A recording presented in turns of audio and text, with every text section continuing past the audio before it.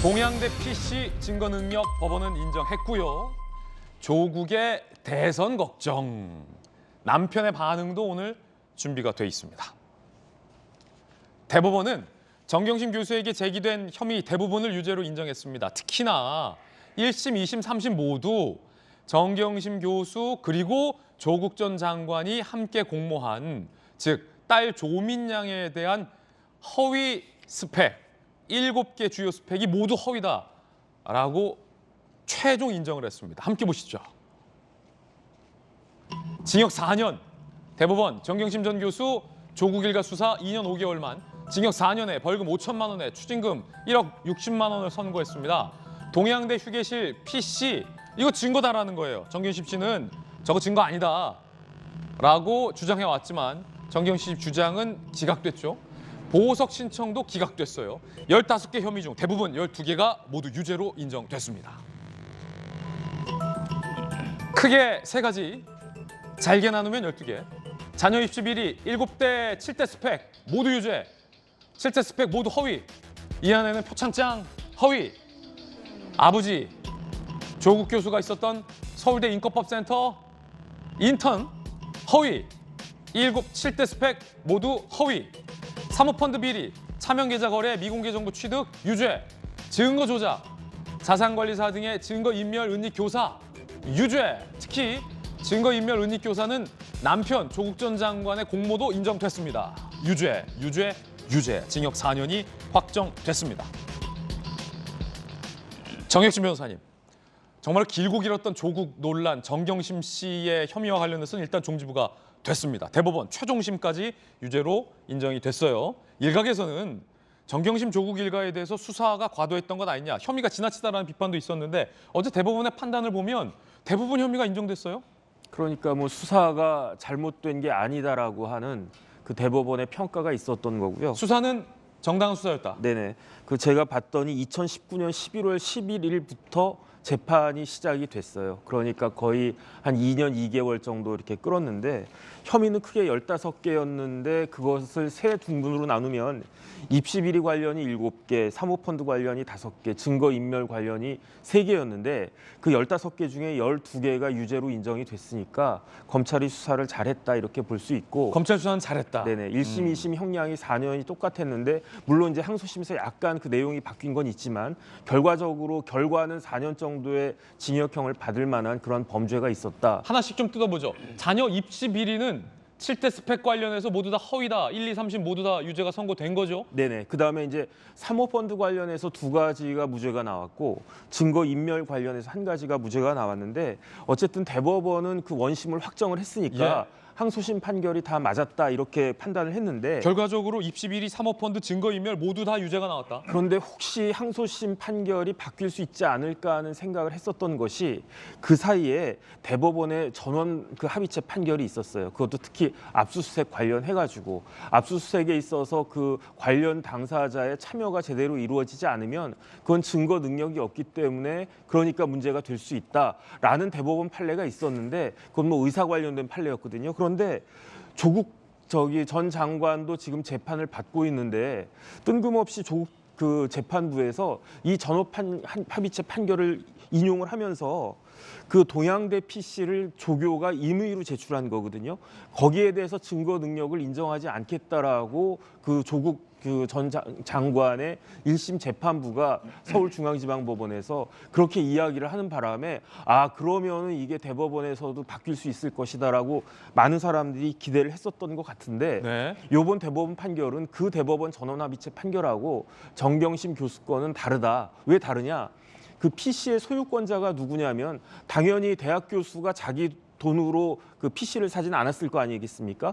그러니까 교수가 그 PC를 학교로부터 지급을 받았으니까 소유권은 당연히 동양대에 있는 것이고 중요한 것은 관리권이 누구한테 있는 것이냐. 아무리 학교가 나한테 줬다고 하더라도 내가 관리하고 있으면은 나한테 일정한 처분성이 인정이 될 수 있다라고 하는 것인데 근데 문제는 그 PC를 정경심 교수가 학교에다가 반납을 하고 학교에서도 뭐 그걸 다른 교수한테 준 게 아니고 휴게실 같은 데다 방치를 한 거죠. 그렇다라고 하면 방치가 돼 있다고 한다고 하더라도 법적으로는 그 관리권을 정경심 교수가 갖고 있는 게 아니고 그 동양대가 갖고 있는 거기 때문에 예. 그 대법원 전원합의체 판결이 이 사안에는 해당할 수 없다 해가지고 그렇게 해가지고 이제 결론이 났는데 그 뭐 어제 그제 계속 그런 이야기들이 많았단 말이에요. 그 동양대 PC가 문제가 될 것이다. 예. 근데 저는 어떻게 생각을 했냐면 설령 동양대 PC가 문제가 됐다고 하더라도 이 동양대 PC는 극히 일부분이에요. 왜냐하면 그렇죠.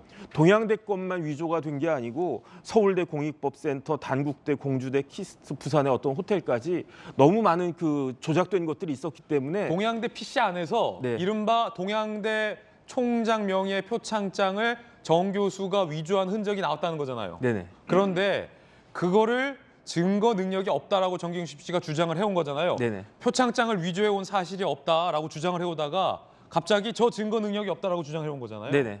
그런데 대법원은 위조도 했고 저 PC도 당연히 증거다. 왜냐하면 이건 정경심 씨게 아니라 학교 거잖아요. 학교 거. 그 다음에 그 동양대 그 문서가 예. 설령 증거에서 빠진다고 해도 나머지 증거들이 너무 많았다는 이야기죠. 차고 넘쳤다. 네, 입시 비리와 관련된 그 다른 증거들이 예. 너무 많았는데 대법원은 동양대 것도 증거가 된다라고 이야기를 했는데 제가 다시 한번 항소심 그 판결을 좀 그 읽어봤어요. 예. 근데 재판부에서 어떻게 이야기를 했냐면 정경심 교수의 저런 행위로 말미암아서 다른 지원자에게 심각한 피해가 돌아갔다. 누군가 한 명은 떨어졌으니까. 아, 당연하죠. 그 다음에 저런 식으로 더군다나 다른 사람도 아니고 우리나라 최고 대학 교수 부부가 저런 행동을 했다라고 하는 것은 우리나라 입시 공정성에 저희 때 같으면 그냥 시험 쳐가지고 그 점수로 쭈르륵 갔는데 지금은 수시다 정시다 해가지고 예. 여러 그거 있지 않습니까?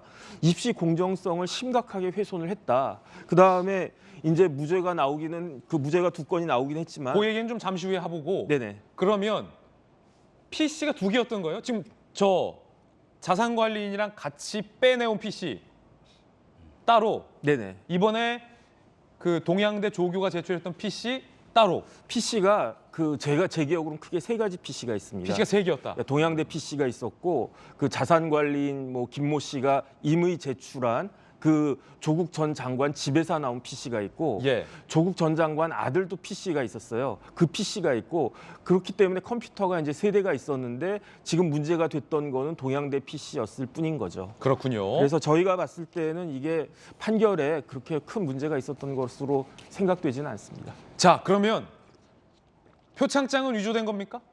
표창장 위조가 된 거죠.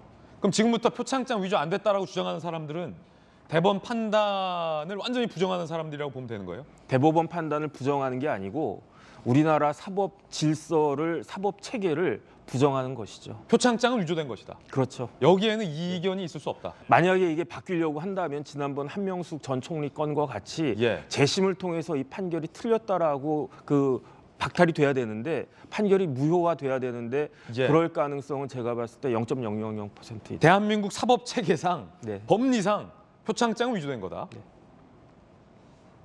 정경심 씨 변호사 김칠준 변호인의 이야기 들어보시죠.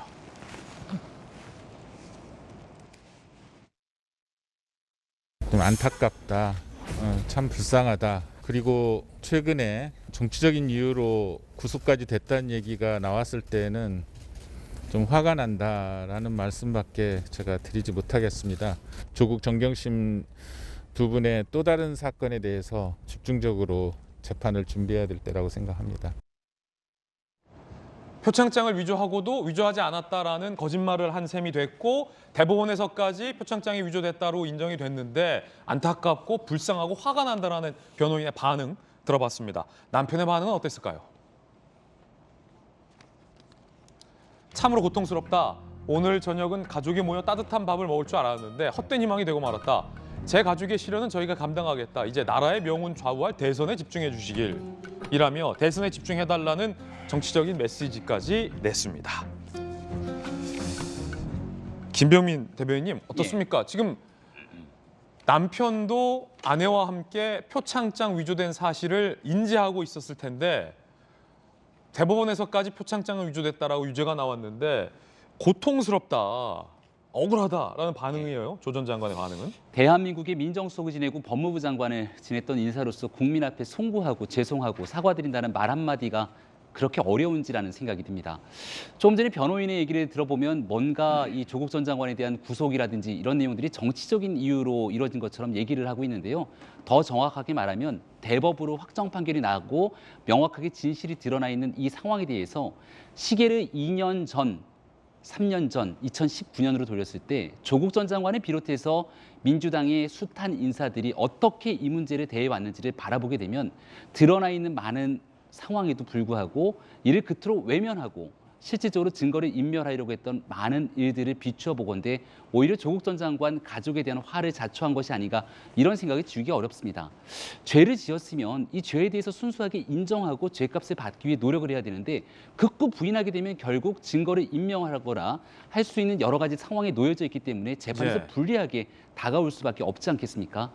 이제 정경심 교수에 대해서는 확정이 됐고 그 다음은 조국 전 장관에 대한 재판이 이루어지게 될 것이고 더 나아가서 조국 전 장관의 딸에 관련된 문제들까지 여러 가지 일들이 줄줄이 남아있게 될 텐데요. 가장 안타까운 건 조국 전 장관 사건으로 인해서 이 법과 정의의 잣대로서 평가받아야 되는 일을 정치의 영역으로 치환시켜서 상당히 많은 혼란들을 자초시켰다는 겁니다. 지금이라도 조국 전 장관뿐 아니라 이 일로 인해서 지난날 대한민국 국민께 숱한 거짓을 얘기했던 많은 사람들이 있다면 적어도 지난날 과오에 대해서 국민 앞에 송구합니다. 고개 숙이는 자세가 필요하다고 생각합니다. 수사를 지휘했던 한동훈 검사장의 입장도 나왔습니다. 한동훈 검사장 입장 한번 살펴보시고 여야 반응도 보겠습니다. 정의와 상식에 맞는 결과다. 2019년 8월 이후 오늘까지 더디고 힘들었다. 진실은 하나이고 각자의 죄에 상응하는 결과 위에 아직 갈 길은 남아있다. 끝까지 최선을 다할 것이다. 라는 입장이 나왔습니다. 야당에서는 사필 규정이다. 수사는 정당했다라는 입장 나왔습니다. 야당의 반응 들어보시죠.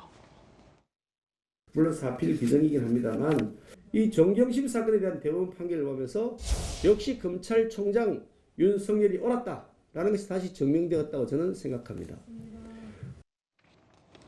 자, 여당은 입장이 있었을까요? 여당은 공식 입장을 내지 않았습니다. 다만 민주당 일각의 반응들이 좀 나오고 있는 것 같은데요. 함께 보시죠. 김용민 의원, 재판은 판사운이 있어야 한다는 말 사라지는 세상 만들겠다. 김용민 의원은 뭐 대표적인 친조국 인사로 알려져 있고 이재명 후보와도 가까운 인사인데 판사 성향 따라 극과 극 달리는 판결 사법개혁의 원동력 될 것이다. 지금 대법원 판단이 나왔는데 재판은 판사운은 얘기를 했습니다. 장경태 의원은 유심 무죄, 무심 유죄. 힘이 있으면 무죄고 힘이 없으면 유죄다. 라는 반응들을 내보냈습니다. 김영주 의원님. 네. 김용민 의원은 변호사 아닙니까? 근데 대법원의 최종 판단이 나왔는데 판사운이다. 그러니까 판사 잘못 만나면 유죄고 판사 잘 만나면 무죄다. 사법 개혁하겠다라고 얘기했는데 도대체 대법원 판단도 이렇게 인정을 안 하면 대법원 할아버지가 나와서 판결을 해야 인정을 하는 겁니까? 그러니까 안타깝네요. 안타까운 것은 이번 조국 정경심 재판의 결과가 안타까운 것이 아니라 아직도 저런 논평을 내는 민주당이 안타깝습니다. 예. 저는 이 올해 4월에 재보선 참패의 결과를 외신이 내로남불로 정리를 했죠. 내로남불. 아직도 저렇게 내로남불을 하고 있다. 많은 사람들이 지금 현재 뭐 이재명 후보를 포함해서 반성한다, 뭐 혁신하겠다. 그 반성한다, 혁신하겠다의 핵심적인 내용 중에 하나가 저와 같은 결과에 대한 태도의 변화입니다. 실제로 조국 전 장관을 마치 정의와 사법개혁의 상징처럼 생각했던 우리가 안타까운 겁니다. 실제로 저는 그렇게 우리 사회가 저 사람이 어떤 진보적 지식인 또 상징적 지식인의 하나 혹은 대통령께서 마치 빚을 졌다는 사람의 태도가 그리고 더군다나 법대 교수지 않습니까? 법대 교수가 어떻게 법의 결과에 대해서 나는 집에서 따뜻한 밥 먹을 줄 알았다. 그렇게 얘기한다는 것은 저는 정말로 잘못됐고요. 또 뭐 대선에 집중하라. 언제 우리가 자기 재판에 집중했습니까? 예. 저는 매우 아직도 잘못된 태도라고 생각합니다. 그래서 기본적으로 그동안에 대선에 집중하라가 아니라 나로 인해서 상당히 민주당이 혼란에 겪었고 진보적 지식인들이 혹은 촛불 예. 세력들이 상당히 실망했다는 것에 대해서 마음에 빚이 있다. 그렇게 해야 예. 마땅하고 그런 부분에 대해서 아직도 민주당의 갈 길이 멀다. 저는 그렇게 생각이 듭니다. 김영주 의원님의 소신 발언 돌직구 말씀 들어봤습니다.